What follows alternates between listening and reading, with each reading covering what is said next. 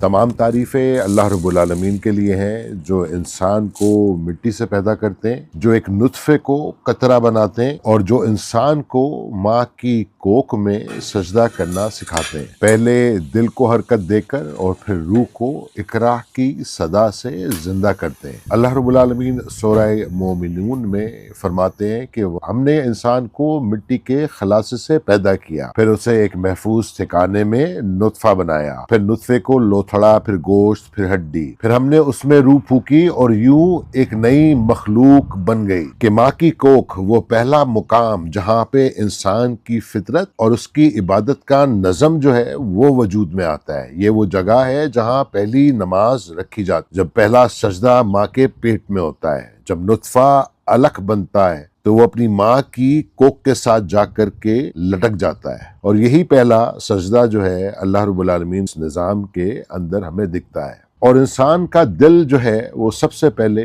دھڑکن میں آتا ہے، اور جب دل دھڑکتا ہے تو ایک وائبریشن پیدا ہوتی ہے، اور یہ وہی وائبریشن ہے جس کی بنیاد پر اللہ رب العالمین نے اس نماز کا نظام رکھا ہے کہ یہ وہی ردم ہے دن میں 5 بار جو فجر سے لے کے عشاء تک، کہ جس کی بنیاد پر اللہ نے نماز کا نظام رکھا ہوا ہے، اور یہ اسی ماں کے رحم کا ایک حصہ ہے کہ اس جسم کے اندر اللہ رب العالمین جو ہے 2 دلوں کو دھڑکا رہے ہوتے ہیں، اور ان کی دھڑکن کی جو ویو ہے وہ ہر سجدہ اور ہر قیام اور ہر رکوع کے ساتھ جڑی ہوئی ہے۔ اللہ رب العالمین فرماتے ہیں سورہ نساء کی 103 آیت میں کہ نماز مومنوں پر وقت کے حساب سے فرض کی گئی ہے، یعنی جسم اور روح دونوں کا نظام ایک نظم کے تابع ہے۔ جب ایک بچہ 9 مہینے کے سفر کے بعد پیدائش کے قریب آتا ہے تو وہ الٹا ہو جاتا ہے کہ سر نیچے اور دل اوپر، اور یہ الٹا ہونا کوئی جسمانی اتفاق نہیں ہے، یہ ایک روحانی عمل ہے کہ اللہ رب العالمین نے انسان کو اسی حالت میں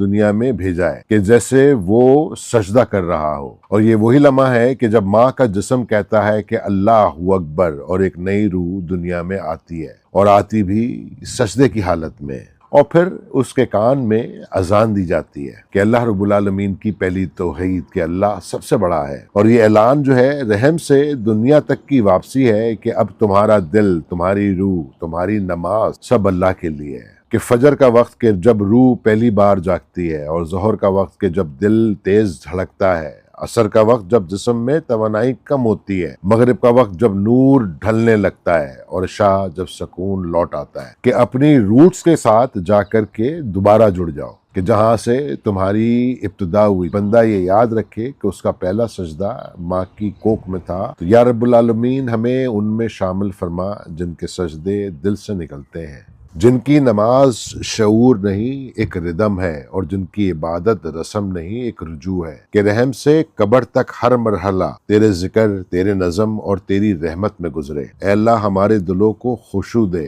ہماری آنکھوں کو آنسو اور ہمارے سجدوں کو سچائی۔ جزاک اللہ خیر۔